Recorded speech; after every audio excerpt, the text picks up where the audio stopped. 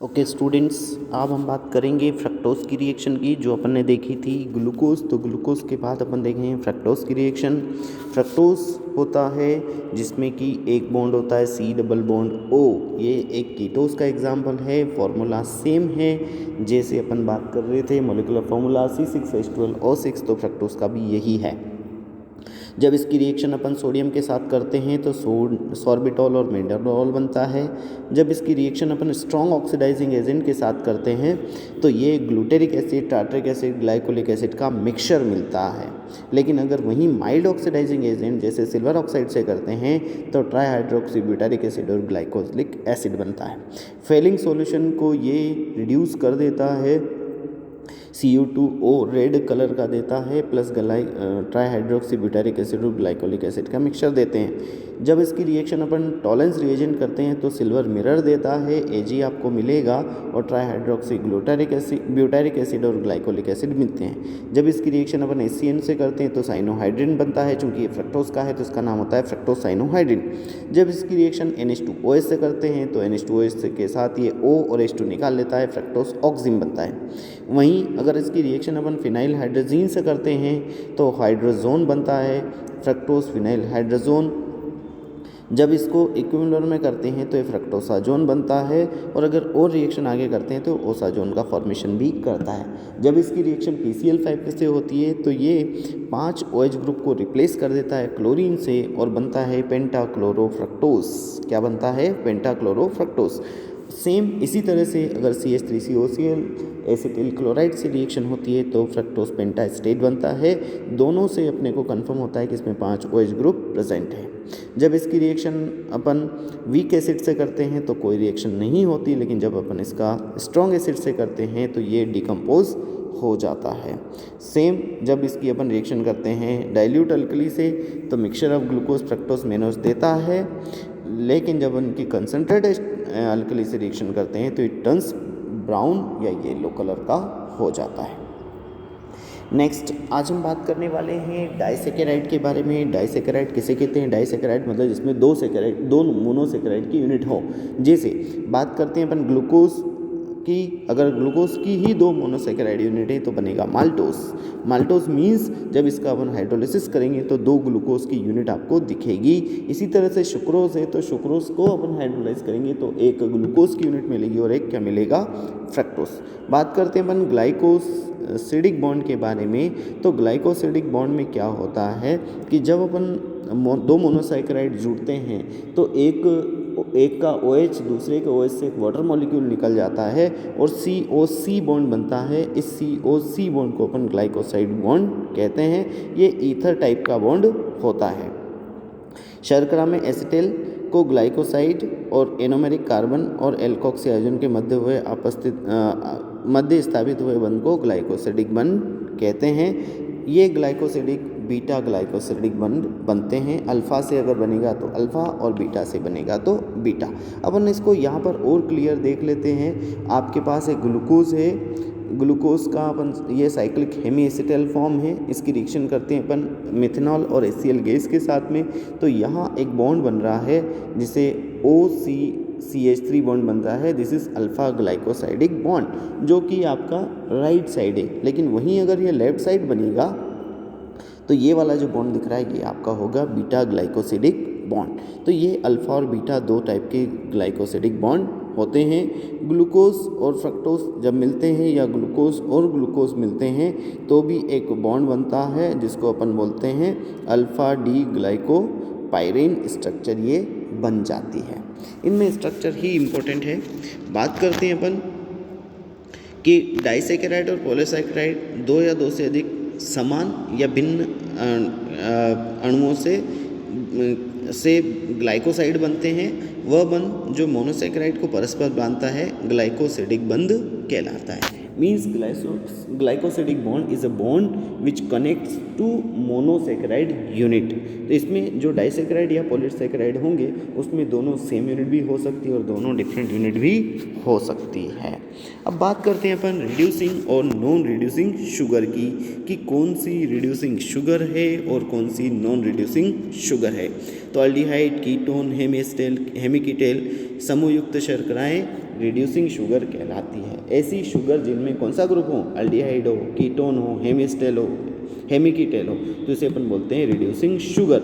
Jelly विलियन में हेमिस्टेल open शर्करा के साथ साम्य अवस्था में रहता है, इसलिए शर्करा में जब अल्डिहाइड या कीटोन हेमिस्टेल या हेमिकीटल समूह होता है तो एक कॉक्सीकारक जैसे Ag+, Br2+ को रिड्यूस कर देता है, और चूंकि ये रिड्यूस कर रहा है इसलिए इसका नाम है रिड्यूसिंग शुगर। ऐसी शर्करा को अपाचयी या रिड्यूसिंग शुगर कहते हैं। जैसे ग्लूकोज, फ्रक्टोज, माल्टोज, ये सारी की सारी रिड्यूसिंग शुगर हैं। इनसे ओपन एल्डिहाइड या कीटोन बनता है।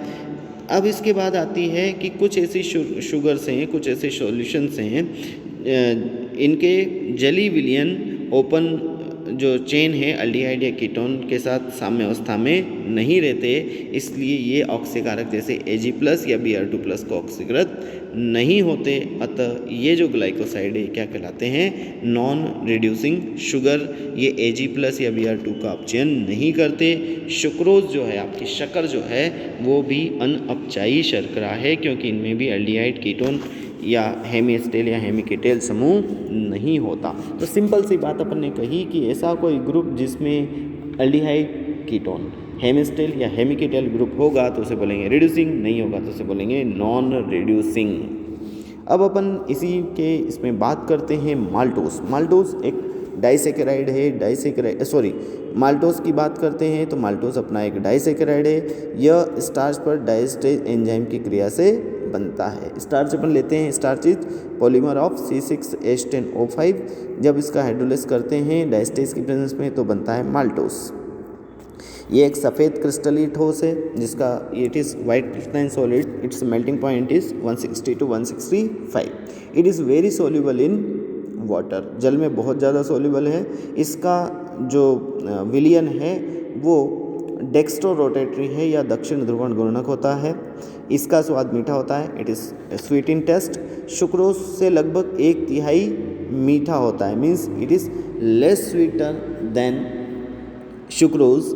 इसका जेली विलियन परिवर्ती ध्रुवण गुणक गुण प्रदर्शित करता है, मीन्स इसमें भी वो जो ग्रुप मतलब वो एंगल है वो बदलता रहता है प्लेन पोलराइज्ड लाइट के प्रति, या इसे अपन बोलते हैं म्यूटा रोटेशन। उपयोग की अगर बात करते हैं तो होम्योपैथिक और जैव रासायनिक औषधियों के लिए माध्यम का रूप काम करता है।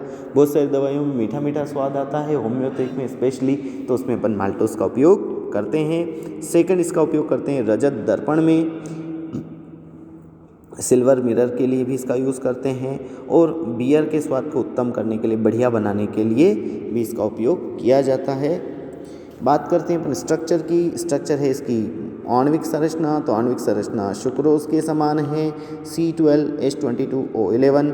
बात करते हैं इसके जल अपघटन की। जब इसका जल अपघटन करेंगे डाइल्यूट HCl के साथ या ईस्ट की प्रेजेंस में माल्टेस एंजाइम के साथ, तो ये ग्लूकोज की 2 यूनिट देगा। अपने पास सुक्रोज जब होता है तो वो क्या देगा, एक ग्लूकोज और एक फ्रक्टोज, लेकिन ये जो माल्टोज है ये क्या देगा, ग्लूकोज की 2 यूनिट देगा। यह जल अपघटन या हाइड्रोलिसिस एंजाइम की प्रेजेंस में भी होता है। बात करते हैं अपन परिवर्ती घूर्णन की या म्यूटा रोटेशन की। जो अपन ने बोला ये 2 रूपों में मिलता है, अल्फा और बीटा, जिसका विशिष्ट घूर्णन +168 डिग्री और +112 डिग्री होता है। ये परिवर्ती घूर्णन प्रदर्शित करते हैं, और साम्य अवस्था जब इन दोनों का अपन साम्य निकालते हैं तो वो आता है +130 डिग्री। बात करते हैं अपचय गुण की, तो ये फेलिंग और टॉलिन विलियन को अपचेत कर देता है। अपचेत कर रहा है मतलब अपचायक है। इससे मालूम पड़ता है कि ग्लूकोज के 2 अणुओं में माल्टोस बनने में कम से कम एक अल्डिहाइड समूह मुक्त रहता है। अपन ने कहा है कि रिड्यूसिंग शुगर कौन होगी, जिसमें कम से कम एक कीटोस या अल्डिहाइड या कीटोन या हेमिस्टेल या हेमिकीटेल समूह उपस्थित हो, तो इसमें एक CHO ग्रुप फ्री रहता है, और फ्री रहता है तो ये एक कार्बोनिल समूह हेमिस्टेल के रूप में प्रेजेंट होगा, और अगर ये प्रेजेंट होता है तो डेफिनेटली ये रिड्यूसिंग है। फिनाइल हाइड्रोजन के साथ रिएक्शन करेंगे तो जैसे ग्लूकोज ग्लूकोसाजोन बनाता है, फ्रक्टोज फ्रक्टोसाजोन बनाता है, इसी तरह से माल्टोस माल्टोसाजोन बनाता है। ब्रोमीन वाटर के साथ इसका ऑक्सीकरण करने पर यह मोनोकार्बोक्सिलिक अम्ल या माल्टोबायोनिक अम्ल दैट इज C11H21O11 COOH देता है। इसमें 8 OH ग्रुप हैं। इसकी स्ट्रक्चर अगर अपन देखते हैं तो इट हैव्स 8 OH ग्रुप। एक कार्बोनिल समूह हेमिस्टेल के रूप में रहता है। इसमें जो हेमिस्टेल फॉर्म है उसमें एक C double bond O group present होता है। ये यहाँ पर इसमें 2 पार्ट हैं। ये वाला पार्ट जिसमें रिड्यूसिंग लिखा है इसमें आपको CHO ग्रुप मिल जाता है, और जिसमें नहीं लिखा उसमें ग्रुप नहीं मिलता। तो इसके 2 पार्ट हैं, एक रिड्यूसिंग और एक non reducing. This is reducing, this is non reducing part. तो इस तरह से अपन ने देखा कि ये है आपका एक डाइसैकेराइड। इसके बाद नेक्स्ट अपन बात करते हैं सुक्रोज की, शुगर की, चीनी की या इक्षु शर्करा की या गन्ने से बनने वाली शक्कर की। तो सुक्रोज गन्ने और चुकंदर में बहुत ज़्यादा मात्रा में पाया जाता है, 15 से 20%। शहद और अन्य पके फलों में मिलता है ना।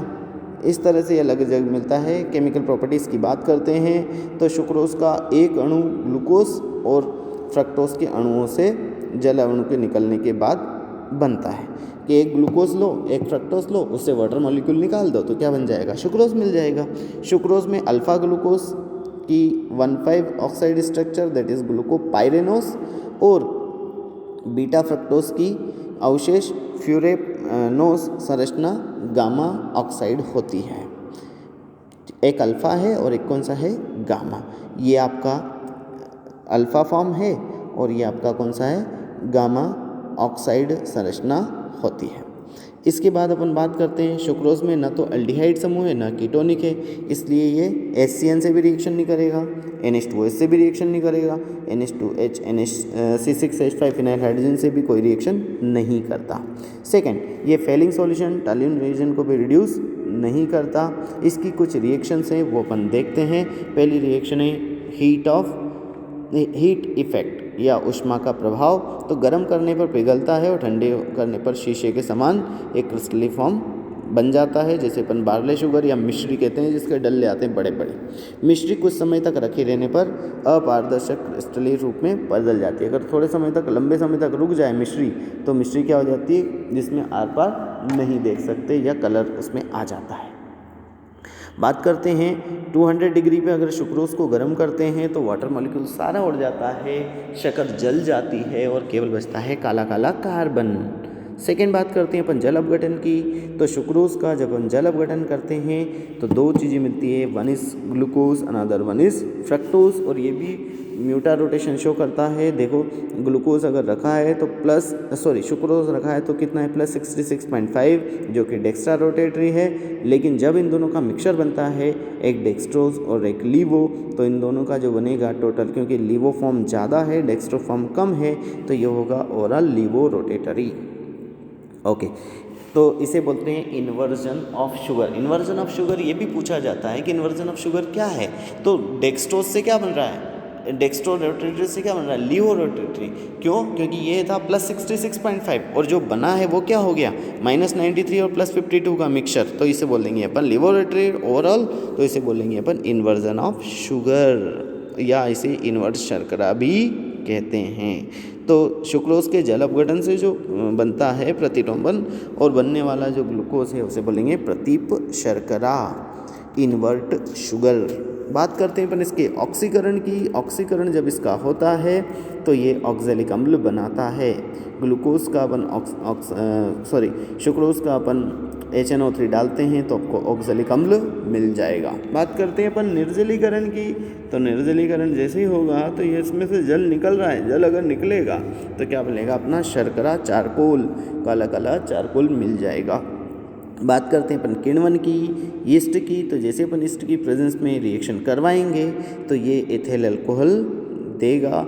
पहले देगा इन्वर्ट शुगर, आगे और करेंगे। तो इसमें 2 एंजाइम बहुत महत्वपूर्ण है, वो है कि सुक्रोज है तो इन्वर्टेज यूज़ होगा तो इन्वर्ट बता देगा, इन्वर्ट शुगर बना देगा। इन्वर्ट शुगर होगा mixture of glucose and fructose. Invert sugar का जब अपन ईस्ट जाइमेज कराएंगे, जमा देंगे, तो बन जाएगा alcohol. This is all about sucrose. The next one is sucroside बनना। जब इसकी अपन रिएक्शन कराते हैं कैल्शियम हाइड्रोक्साइड के साथ तो कैल्शियम सुक्रोसाइड बन जाता है। एसिटिलीकरण कराते हैं तो जितने भी इसके पास OH ग्रुप हैं एसिटाइल ग्रुप से रिप्लेस हो जाते हैं और ऑक्टा एसिटाइल सुक्रोज बन जाता है। Thank you.